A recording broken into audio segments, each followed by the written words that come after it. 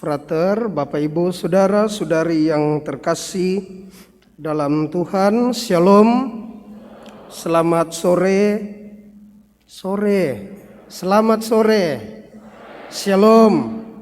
Selamat tahun baru. Tahun baru. Saudara-saudari yang terkasih dalam Tuhan, dalam bait pengantar Injil ada seruan yang bagus. Pada zaman dahulu Allah berulang kali dan dalam berbagai cara berbicara kepada nenek moyang kita dengan perantaraan para nabi. Pada zaman akhir ini Allah telah berbicara kepada kita dengan perantaraan anaknya. Senada dengan seruan ini, dalam bacaan kedua Paulus kepada jemaat di Galatia mengatakan, setelah genap waktunya Allah mengutus anaknya yang lahir dari seorang perempuan dan takluk kepada hukum Taurat. Ia diutus untuk menebus mereka yang takluk kepada hukum Taurat, supaya kita diterima menjadi anak. Ini adalah karunia atau anugerah yang paling mahal. Diterima sebagai gift, sebagai pemberian. Bahwa Allah menganggap kita sebagai anaknya. Sebelumnya tidak. Sebelumnya selalu penegasan adalah umatku, umatku, umatku, umatku, umatku.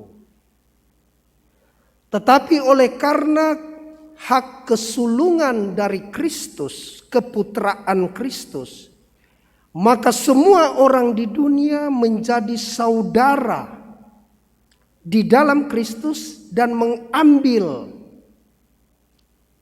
identitas anak yang memiliki hak waris. Ini tidak main-main. Dan Anda bisa membayangkan ketika menjadi anak adopsi dan diberikan hak waris oleh orang tua, maka ini menyetarakan kita seperti anak kandung. Tetapi yang sulung adalah Kristus sendiri. Dan karena kesulungan Kristus, maka kita semua menjadi anak. Dan sanggup mengatakan kepada Allah, Aba, Abi, Ab, Bapa. Kita punya kewenangan hak untuk mengatakan Aba. Dan perkataan ini sebenarnya bukan karena perkataan verbal lidah semata, tetapi dikatakan dalam bacaan kedua tadi karena roh di dalam hati kita. Roh siapa? Roh Putra. Roh anaknya yang menyanggupkan melayakkan kita mengatakan Allah itu Aba, Bapa. Dalam bacaan Injil kita melihat bagaimana kasih karunia ini dialami juga oleh para gembala. Ketika orang-orang kecil ini mendengar berita sukacita, mereka pergi bergegas. Mereka bersegera untuk menjumpai Maria, Yusuf, dan bayi yang ada terbaring di dalam palungan. Bapak Ibu Saudara-saudari yang terkasih dalam Tuhan, di awal tahun yang baru 2023, apa yang patut kita renungkan? Ada 3 hal kurang lebih. Yang pertama, to remember, mengingat. Yang kedua, to renewal, membaharui. Dan yang ketiga, to celebrate, merayakan. Apa yang diingat? Mengingat pengalaman yang sudah kita tulis dalam buku kehidupan kita sejak 1 Januari 2022 sampai 31 Desember tadi malam 2022. Kita ingat akan karya Allah dalam hidup kita. Kita ingat akan karya Allah membuat kita tersenyum. Tetapi tidak boleh menutup mata akan karya Allah yang membuat kita tidak sedikit meneteskan air mata. Semua karya Allah yang sering Allah perkenankan kita alami ketika mengalami kebahagiaan sepanjang tahun 2022, menguji, membakar di dalam api hati kita apa yang kita alami ketika merasakan kebahagiaan. Seringkali tapi tidak selalu kita lupa bersyukur. Tidak sedikit karena saking gembiranya kita lupa berterima kasih kepada Tuhan. Untuk sejenak Tuhan, thanks be to God. Terima kasih karena pengalaman ini pada bulan April Tuhan membuat saya bahagia.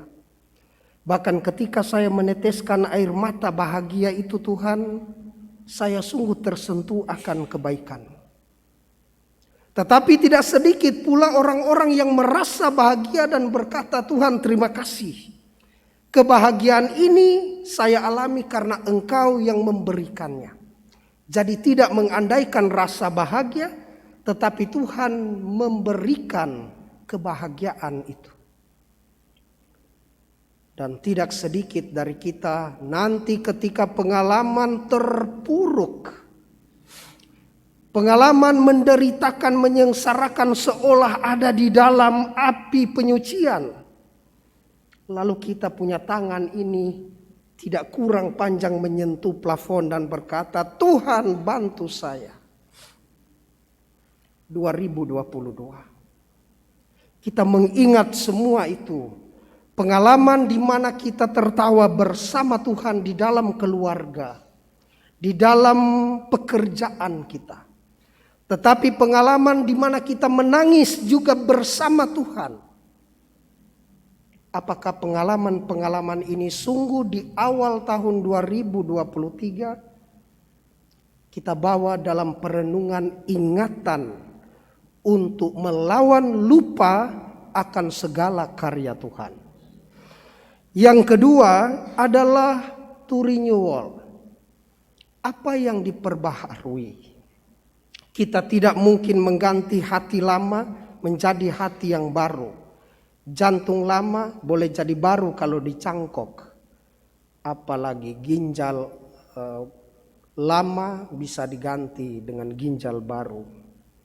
Tetapi apa yang perlu diperbarui ketika beranjak di tahun 2023 awal, saat tapak kaki kita yang perdana menginjakkan 00.01, apa yang harus diperbarui? Saya mengajak saudara-saudari, Bapak Ibu, anak-anak yang terkasih, setelah beberapa waktu yang lalu kita merayakan pesta Keluarga Kudus Nazaret. Kita memulai memperbarui hal-hal di dalam keluarga kita masing-masing. Yang dulunya saya senyum bisa dengan ukuran atau takaran 70%. Bisakah saya perbarui seperti aplikasi-aplikasi di handphone, komputer, untuk di-upgrade lagi? Mungkin tidak 100, tapi minimal menjadi 85, 90. Yang tahun lalu saya marahnya 100 berhadapan dengan situasi yang menjengkelkan. Apakah tahun ini di-upgrade? Saya kurangi. Mungkin tinggal diskon 50% tahun baru. Di awal tahun ini ya kalau marah bisa marah tetapi tinggal 50%. Dan yang terakhir Bapak Ibu adalah to celebrate. To celebrate berarti merayakan. Dan perayaan selalu bukan seorang diri, tetapi memanggil orang-orang yang ada di sekitar kita untuk bersama. Bersama siapa? Yang pertama bersama gembala dalam bacaan Injil hari ini. Tugas gembala hanya satu, menjaga. Dan apakah perayaan kita juga menjaga? Tugas kita adalah sungguh dipanggil untuk menjaga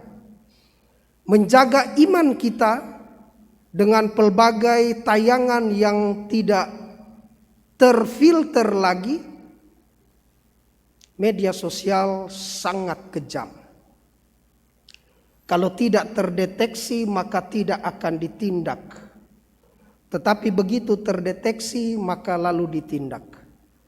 Bagi orang yang tidak kuat menjaga imannya, gampang berpaling. Beberapa waktu lalu saya bertemu dengan seorang umat, bercakap-cakap dan bercerita banyak tentang pengalamannya.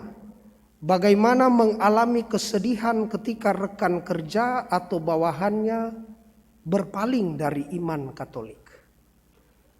Sontak saya teringat akan perkataan dari Monsinyur Pidiarto yang mengatakan ketika seorang ibu keluar dari gereja Katolik bertemu dengan saya, Monsinyur, dan ibu itu mengatakan, Monsinyur, di dalam gereja Katolik tidak ada Roh Kudus, makanya saya harus tinggalkan. Dan Monsinyur mengatakan, saya tidak sedih Anda keluar dari gereja Katolik. Yang membuat saya sedih adalah ketika Anda belum bertanya dan tidak tahu banyak tentang iman Katolik.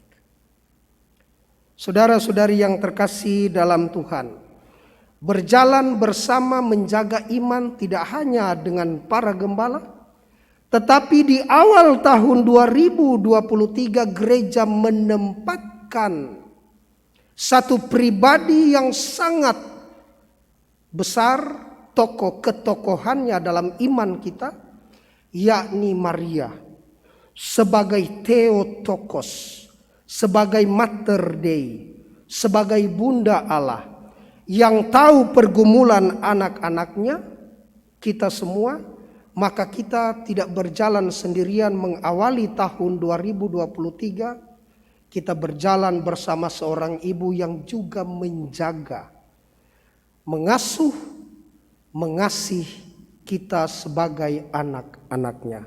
Semoga demikian.